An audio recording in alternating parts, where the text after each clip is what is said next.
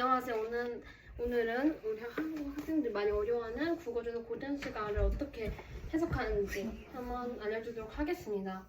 고전 시가 보면 되게 해석하기 어려운 그런 문장이 많아요. 예를 들어서 도라, 이대, 서방, 시옷, 기역 이렇게 되고 내가 적어야 돼요.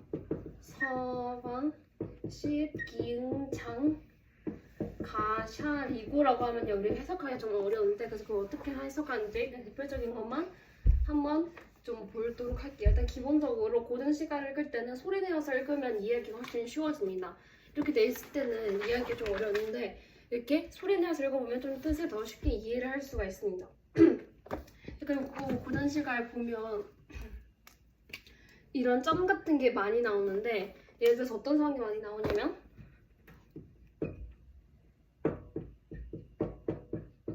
이렇게 돼 있으니 우리가 모르겠죠 어떻게 했는지. 그래서 가로치고. 근데 얘는 우리가 어떻게 해석하면 되냐면 얘가 나오면 아나 으로 기억을 해야 돼요. 이거는 외워야 돼요 고전 시간은.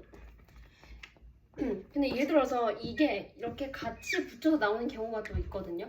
같이 붙여서 나오는 경우에는 이렇게 기억을 하면 됩니다. 네. 그 예시로 한번 그럼 이건 어떻게 읽으면 될까요?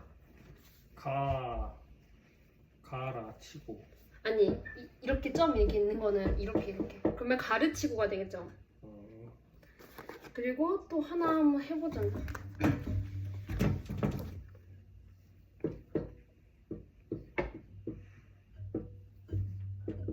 자 여기에서는 마음으로 해석할 수 있겠죠. 그 여기는 이렇게 됐으면 새로 아니 이렇게 애로 발음한다니까 새 마음 이렇게 해석을 할 수가 있는 겁니다. 근데 고전 시가를 왜 배워요? 모르겠어요. 내가 못했는데 지금.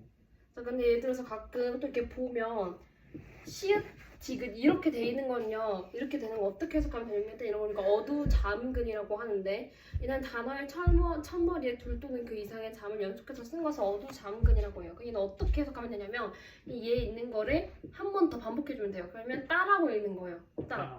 네, 따 이렇게 읽으면 되는 거예요. 얘는 엄청 쉬워요. 그래서 그럼 예를 들어서 이렇게 돼 있는 거 어떻게 읽으면 될까요? 싸. 네 맞아요. 싸 이렇게 읽으면 되는 겁니다. 자, 그 다음에 마지막으로 국의 음화는 뭐냐면요. 단모음이랑 이중모음 알아요? 몰라요. 딱히 중요한 건 아니고 예를 들어서 이렇게 디귿, 티귿의 단모음이 약간 이런 거거든요. 이중모음이 이런 거예요. 네. 오케이. 이렇게 디귿과 티귿의 이중모음이나 단모음이 합쳐져 있는 경우에는 우리가 이것을 디귿, 치읓으로 발음합니다. 그래서 예를 들어가지고 그러면 뭐 이렇게 돼 있는 거면 이거는 그닥 좋은 예시 아니고 그 뒤에 있는 문제로 한번 예시를 좀 보자면 풍속이 교흘시고에서 이 디귿을 지읒이나 치읓을 바꿀 수가 있으니까 아니 뭐라는 거야? 지읒이나 치읓을 바꿀 수 있으니까 풍속이 조흘시고 풍속이 조흘시고 이렇게 발음할 수가 있습니다. 다음에는 작품 해석을 위해 알아두면 좋은 한자 예를 들어서 소나무 송, 꽃, 화, 대나무 죽, 나뭇잎, 엽 이런 한자를 알면 나중에 훨씬 해석하기 쉬워지는데 그것에 대해서 좀 알아보도록 하겠습니다.